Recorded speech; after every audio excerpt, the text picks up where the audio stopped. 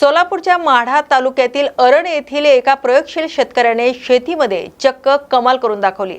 सध्या बाजारात आंब्याचा हंगाम सुरू असताना एका अशा आंब्याची चर्चा रंगली आहे ज्याचं वजन ऐकून तुम्ही थक्क व्हाल।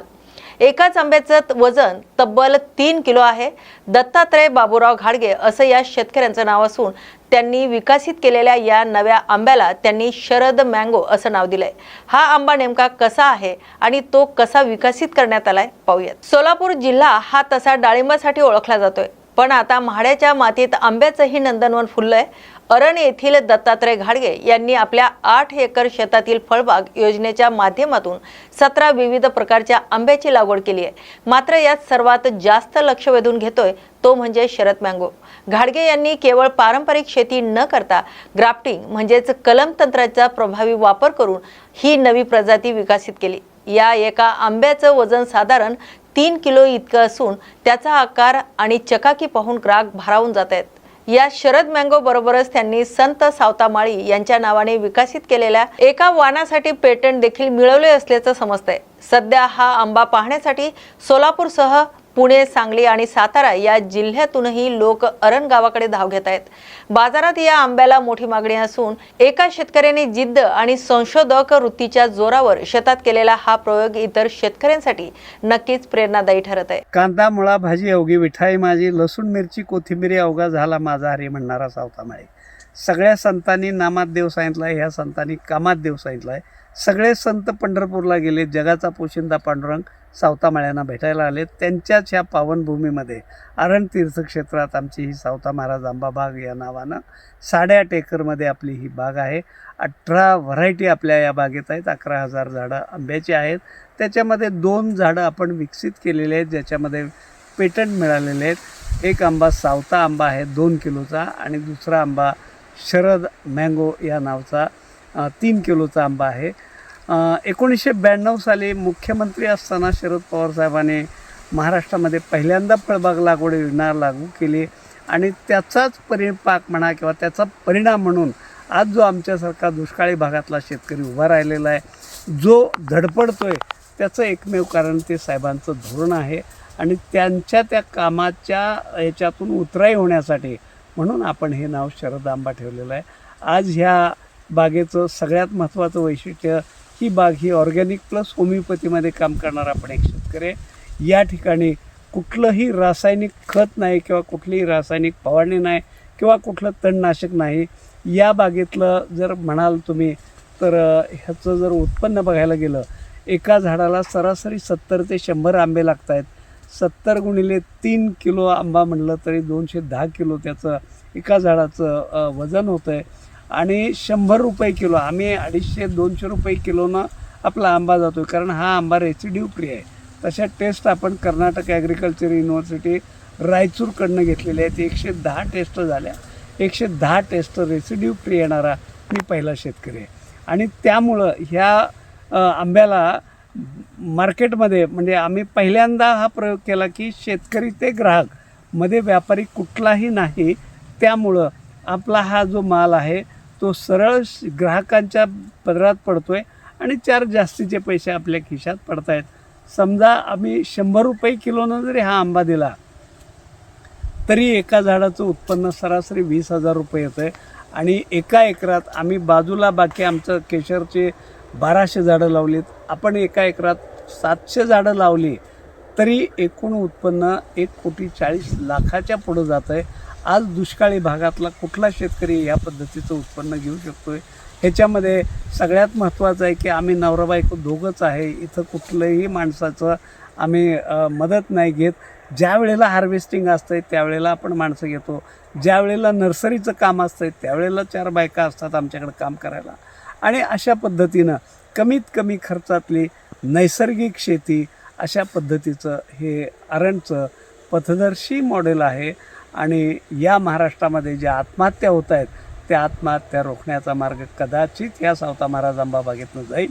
आमच्या ह्या शरद मँगोच्या पहिल्या पेटीचं अनावरणसुद्धा पवार साहेबांनी केलं आणि ह्या आंब्याच्या पेट्या आज महाराष्ट्राचे मुख्यमंत्री, माजी मुख्यमंत्री उद्धव ठाकरे साहेबांच्याकडे पोचलेले आहे। त्यांनीही त्याची चव चाखलेली आहे। एकनाथ शिंदे साहेबांनी त्याची चव बघितलेली आहे। संजय राऊतने हा आंबा खाल्लेला आहे.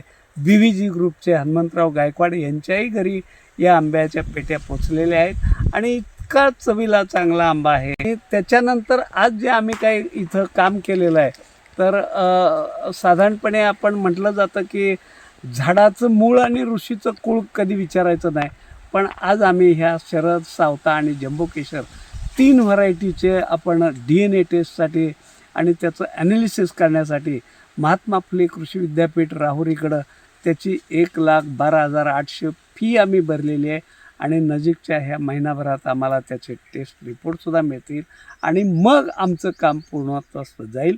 कारण ह्याचं आम्ही पेटंट घेतल्यानंतर गप्प बसणार नाही. ह्या झाडाचं आपल्याला प्लांट रजिस्ट्रेशन करावं लागतं. ती अथॉरिटी दिल्लीमध्ये ICR म्हणून एक. बारामतीत राष्ट्रवादी काँग्रेसचे ज्येष्ठ नेते शरद पवार आज दौऱ्यावर असून गोविंद बाग येथे कार्यकर्ते आणि नागरिकांची मोठी गर्दी पाहायला मिळते. त्यांच्या भेटीसाठी सकाळपासूनच समर्थक मोठ्या संख्येत दाखल झाले आहेत. दरम्यान बारामतीतील विद्या प्रतिष्ठान या संस्थेची आढावा बैठक आज सकाळी 11 वाजता शरद पवार यांच्या अध्यक्षतेखाली पार पडणार आहे. विलिनीकरणाच्या चर्चेला साहेब हे दिलेलं आहे. आता संघटना वाढवण्यासाठी आदेश दिले शशिकांत शिंदे यांनी.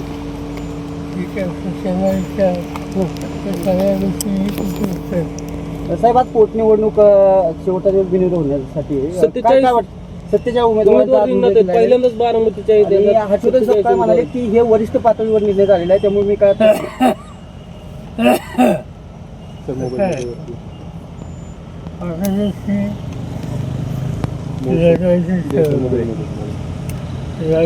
सर माझा आणि काही त्यांना सांगू शकत नाही. पण चालू कर. ही जागा हीच तर राहिली ती अवघाताने झाली आणि अवघाताने झाल्यावर एक कर्तृत्वान प्रतिनिधी महाराष्ट्रापासून गेला.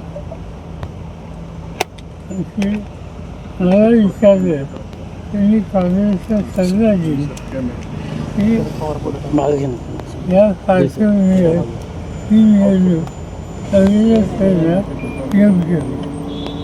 हा निर्णय काँग्रेसचा घ्यायचा आमचा सल्ला. बीड जिल्ह्यातून एक अत्यंत धक्कादायक आणि दुःखद बातमी समोर येते. केज तालुक्याचे तहसीलदार राकेश गिडे यांचं भीषण रस्ते अपघातात दुर्दैवी निधन झाले. तालुका अंबाजोगाई महामार्गावरील रेणापूर फाट्याजवळ आज सकाळी हा भीषण अपघात झालाय. मिळालेल्या प्राथमिक माहितीनुसार तहसीलदार राकेश गिडे हे स्वतः कार चालवत होते. रेणापूर फाट्याजवळ अचानक वाहनावरील नियंत्रण सुटले आणि कारला भीषण अपघात झालाय. हा अपघात इतका भीषण होता की गिडे यांचा जागीच मृत्यू झालाय. राकेश गिडे हे एक तरुण आणि अत्यंत कार्यक्षम अधिकारी म्हणून ओळखले जात होते. अल्पावधीतच त्यांनी केज तालुक्यात आपल्या कामाचा ठसा उमटवला होता. त्यांच्या अशा आकस्मिक निधनाने केज तालुक्यासह संपूर्ण बीड जिल्ह्यात आणि महसूल विभागात मोठी शोककळा पसरली आहे. एका कर्तव्यदक्ष अधिकाऱ्यांच्या जाण्याने प्रशासकीय वर्तुळात हळहळ व्यक्त केली जाते. अमरावती जिल्ह्यातील तिवसा शहर नजीक बिबट्याचा वावर असल्याचा धक्कादायक प्रकार समोर आलाय. राष्ट्रीय महामार्ग क्रमांक 6 वर अज्ञात ट्रकची धडक लागून एक बिबट्या गंभीर जखमी झाल्याची घटना उघडकीस आली आहे. ही घटना तिवसा परिसरातील शेताजवळ घडली आहे. वेगाने जाणाऱ्या ट्रकने बिबट्याला धडक दिल्यानंतर तो रस्त्याच्या कडेला जखमी अवस्थेत आढळून आला. या घटनेमुळे परिसरात भीतीचं वातावरण निर्माण झालंय तर नागरिकांमध्ये खळबळ उडाली आहे. घटनेची माहिती मिळताच वन विभागाचे अधिकारी आणि पोलीस घटनास्थळी दाखल झालेत. परिस्थिती नियंत्रणात आणत पुढील कार्यवाही सुरू करण्यात आली आहे.